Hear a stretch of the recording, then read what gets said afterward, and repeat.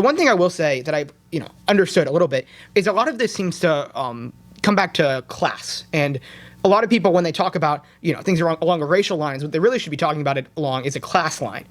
For instance, working class people might have a harder time getting into college or having as much experience on their resume compared to an upper middle class kid. And I completely agree with that. I understand that sentiment. And I think that actually affirmative action along class lines makes a lot of sense. I think if you are working class in this country, there's probably a lot more you had to go through than an upper middle class kid. I think generally, if you had to take on a job at school, it makes it harder to actually be on top of your schoolwork. Or maybe you couldn't join a club because you had to join a job.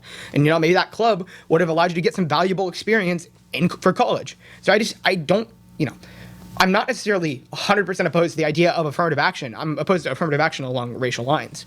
Gotcha. Though I would say when you look at class, a person might have gone through more and had a more difficult time because they didn't have as many resources. But I think you still have to hold the same standard, because that would just be fair, given that not every situation is going to be the same, even within certain classes. And some people in the working class may actually have it easier in some ways than someone from the upper middle class, and vice versa. So I think it would be tough to look at everyone's income and resources growing up to say, okay, well, you had this level of difficulty and you had this level of difficulty, so we're going to adjust therefore.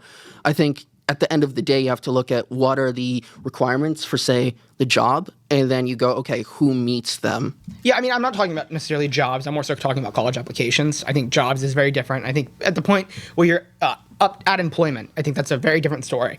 But in college applications, I don't think it's that big of a deal, frankly. I think it's a very small thing to look at in comparison to all the other things we look at in college applications.